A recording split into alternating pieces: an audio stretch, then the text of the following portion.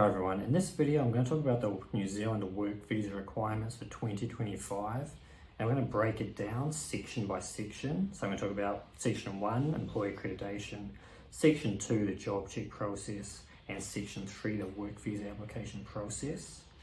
So firstly, if you want to work in New Zealand, you need an accredited employer. And if you want to check if an employer is accredited, you can actually use the search bar on the Immigration New Zealand website. You can type in their name and it'll show if they're accredited or not. In most cases, some employers can actually keep that private, so it doesn't show on the site. And also some employers have a different legal name to their trading name, so you need to keep that in mind as well if you can't find somebody. There's basically 3 ways to get the accredited employer. You either find an employer that's currently accredited with accreditation for the foreseeable future.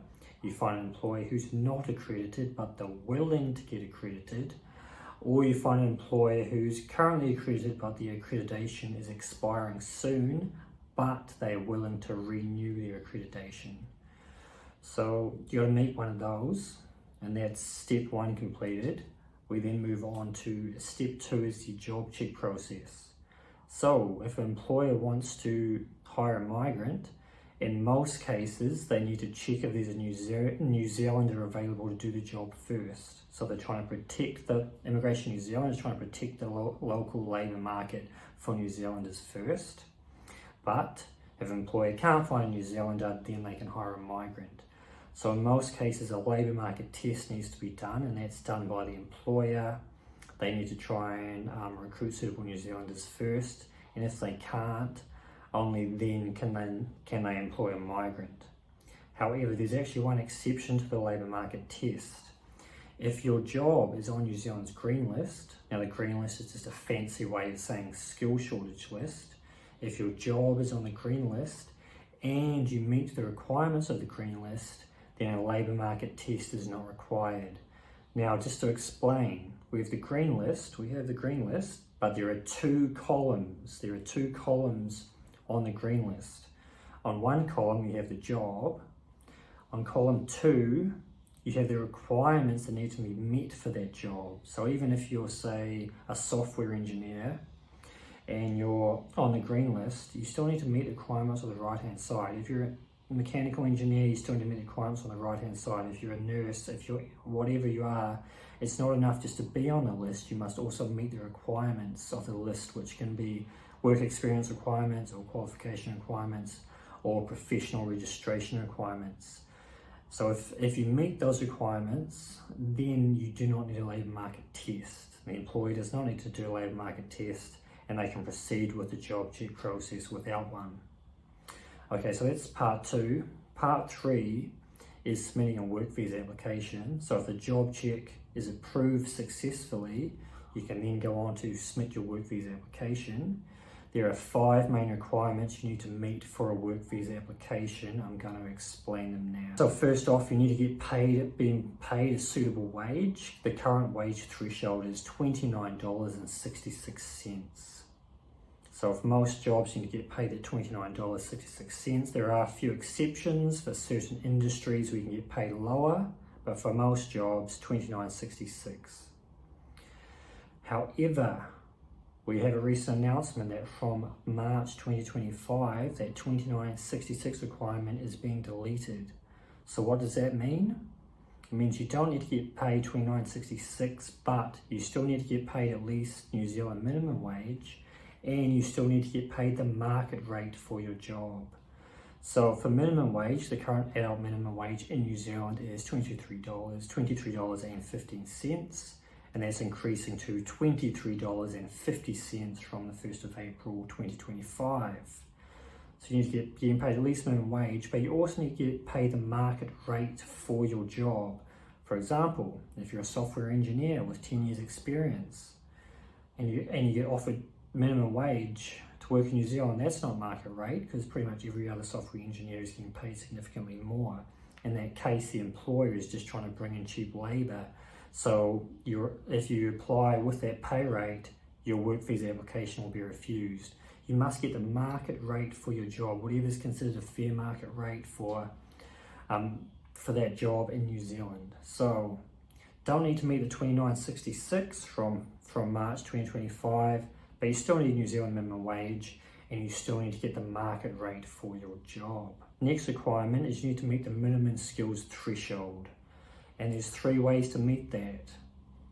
You have 3 years of work experience in a relevant subject, or you have a level 4 certificate in a relevant subject, or you have a bachelor's degree in any subject. So again quickly, you have 3 years of work experience in a relevant job, you have a level 4 certificate in a relevant subject, or you have a bachelor's degree in any subject. However, there is one change coming up from March 2025, that 3-year requirement is decreasing down to 2 years. So from March 2025, to meet the minimum skills threshold, you need either 2 years work experience in a relevant job, or a level 4 certificate in a relevant subject, or a bachelor's degree in any subject. And if you can meet one of those, you will meet that requirement. The next requirement is you need to be suitably qualified for the job. What does that mean?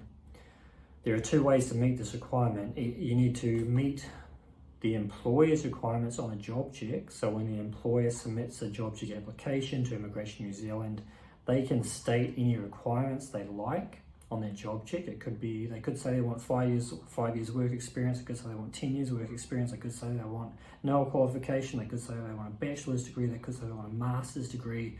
They can specify anything they want on that job check application. So you need to make sure you meet all those requirements. Now, if you don't meet those requirements, there is an exception where if your job is on the green list and you meet the requirements of the green list, then you don't need to meet the requirements of the job check. So if you can meet one of those, you are suitably qualified for the job as far as immigration is concerned. Requirement is health. You need to be good health to qualify for a work visa. So you need to go do a medical and a chest x-ray for your New Zealand visa application.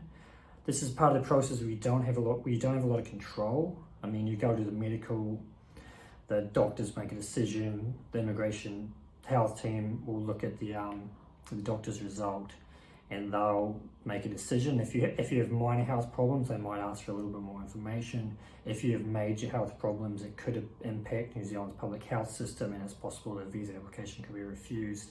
But this is part of the process where you have quite limited control. But you do need to be of reasonably good health. Minor health problems are okay, probably not worth panicking. Major health problems could be a problem for the application. Okay, and last requirement, character.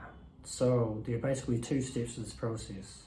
If you want to work in New Zealand for 24 months or longer, or for over 24 months, you need to provide police certificates from your home country and any other country you've lived in for 5 years or more. So that's the police certificate requirement.